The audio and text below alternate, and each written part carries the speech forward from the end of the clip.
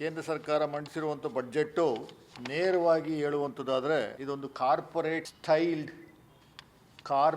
Style budget, faceless, baseless, visionless budget. Faceless, baseless and visionless budget. 2026-27 ಸಾಲಿನ budget ಏನು ಮಂಡನೆ ಮಾಡಿದರೆ 80 ನಿಮಿಷಗಳ ಕಾಲ ಸಮಯವನ್ನು ತಗೊಂಡು ನಿರ್ಮಲಾ ಸೀತಾರಾಮನ್ ಅವರು 9ನೇ ಬಡ್ಜೆಟ್ಟು ಪಾಪ ಅವರು 53.5 ಲಕ್ಷ ಕೋಟಿಯ ಗಾತ್ರದ ಬಡ್ಜೆಟ್. 2025-26ನೇ ಸಾಲಿನ ಬಡ್ಜೆಟ್ಟು 49.6 ಲಕ್ಷ ಕೋಟಿಯ ಬಡ್ಜೆಟ್. ಅಲ್ಲಿಗೂ ಮತ್ತು ಈ ಸಾಲಿನ ಬಡ್ಜೆಟ್ ಕಂಪೇರ್ ಮಾಡಿದ್ರೆ 4 ಲಕ್ಷ ಕೋಟಿಯಷ್ಟು ಹೆಚ್ಚು ಗಾತ್ರವನ್ನು ಹೆಚ್ಚಿಸಿದ್ದಾರೆ.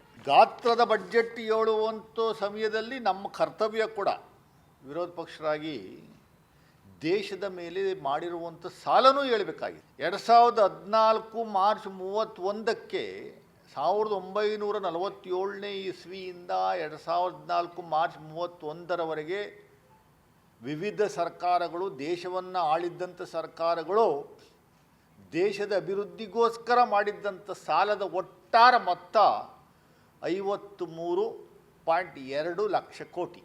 53.2 ಲಕ್ಷ ಕೋಟಿ.